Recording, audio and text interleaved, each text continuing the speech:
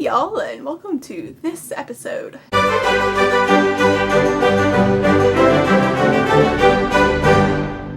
So our book today is Madame Bovary by Gustave Flaubert. It was initially published in studied law from 1840 to 1844 and first published Madame Bovary in 1856 in serial form. Why is that a recurring theme? Also, according to this introduction, Madame Bovary also put him on trial for, what was it? Irreligion and immorality. So, let's get into it. So the novel opens with Charles Bovary, who's a country doctor kind of guy, and he actually helps Emma Bovary's, but they're not married yet, but he helps her dad because her dad like broke a leg or something. So he helps her dad and keeps just going back because Emma is just so pretty and blah blah blah. So eventually they do get married and it's all well and good for a while. They move out to a little village and everything is fine and all that kind of thing. And then Emma starts just feeling kind of stuck because she's the sort of person who wants the epic romance. And that's what she's in pursuit of for most of the novel, but she doesn't really seem 110% content with the sort of epilogue of the happily ever after, where you have to be monogamous and only sleep with one person who's becoming gradually less attractive over the decades. Like, she wants to, get swept off her feet and blah blah blah, but, in this epilogue you can't get swept off your feet because then you'll throw your back out. But maybe that's just Charles. I don't know. But this sort of mentality sort of leads her to Leon, who's a lawyer in training at the time. She falls in love with him and he falls in love with her, and then he leaves because he needs to like finish his training and get a promotion or something to that effect.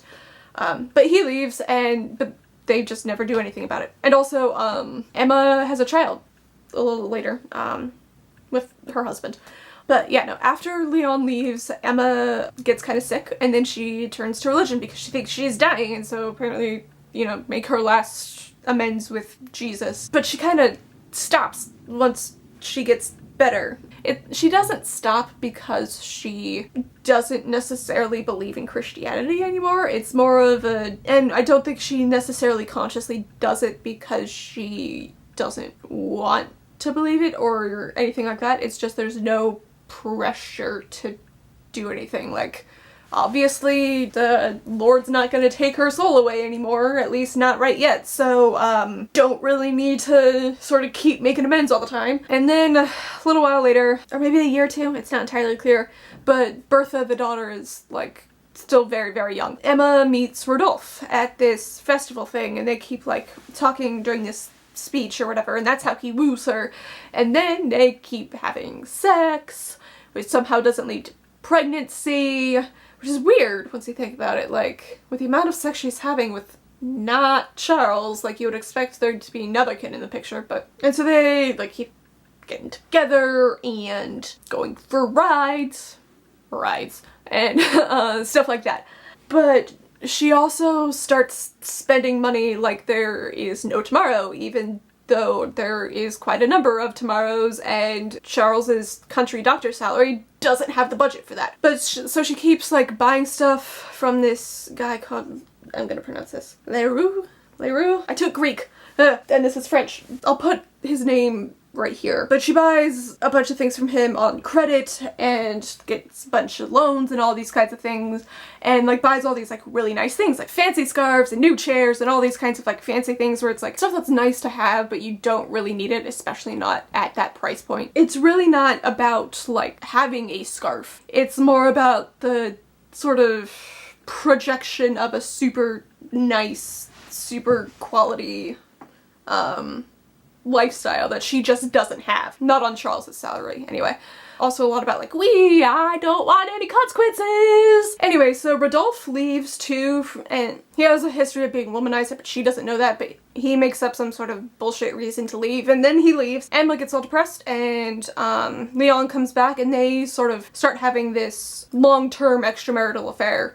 Like, to the point where she's ready to marry him. He realizes that the relationship isn't that great, and he's like on the verge of getting fired because she keeps being like, oh hey, let's go out and let's do this and let's do that during the day, and he's like, I have to work. And they like have a perpetual room rented at this hotel, and she keeps saying like, oh yeah, Thursdays are errands days and not errands to get laid. Eventually, Leon calls it off as well, just because it's not gonna work for him. Then this guy is all like, so you owe me a shitload of money. Are you gonna pay up or nah? Nah, just give me a little while to avoid getting a job. How about I charge you anyway? And eventually Charles does find out about the extent of all the debt and all the borrowing that she's been doing when he comes home and finds that most of the stuff is gone because it had to be sold in an estate sale to pay off all the debts. And then Emma, who has just been having literally the worst week ever, winds up killing herself because there's a lot of stuff that she can't fix, and she doesn't really want to have to own up to Charles about all the terrible stuff that she's done. Charles is left to pay off all the debts, and then he dies, and then the kid is have to cart it off to a sweatshop because now she's an orphan with inheriting debts. Hooray. I'm gonna power through this because battery light has been blinking at me for a little while. So there's a lot of flowers mentioned in the book, and I looked up all of the meanings of all of the flowers that I could find. The first one that I have here is orange blossom, which is for fertility. This is at the very beginning of the book. There seems to be a combination of like maternal things and then things like beeches for prosperity, but then also things like rhododendrons for danger or beware, and marjoram for delusion or blushes, delusion, or illusion. Primrose for I can't live without you. I think that's during the Rodolphe bit. There's a few different implications, but it seems to be in a cycle of like good things, and then warning about bad things, and then motherhood, and then good things, and then bad things. There's also several different mentions of color, blue and green being the most common, especially in relation to Emma.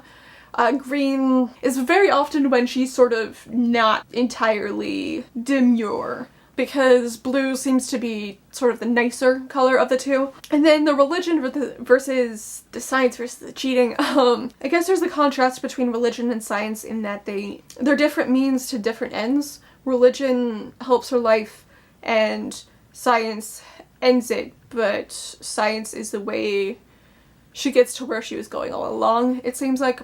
And religion, in the end, did very little to help Emma, in the long run. And that's all I have. It was a decent read, and I did enjoy it, but it's, I think, mostly because I really like sort of character-driven, internal monologue-y kind of books. I did read it in about a week. It's definitely not for everyone. It gets very flowery.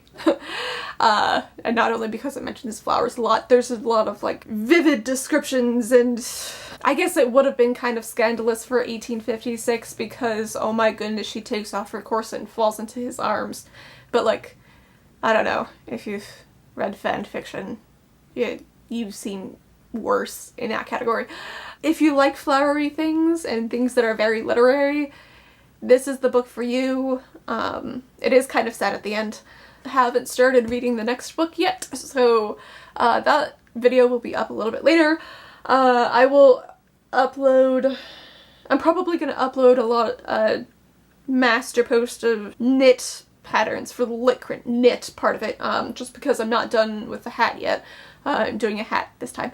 But there will be a massive upload for all of that, just because I want to work on all the projects, but I also want to get the videos and the books read faster. But that'll be up at some point eventually. But yeah, like this video if you liked it, leave a comment if you want to, and don't forget to subscribe, and I'll see you in the next one. Bye!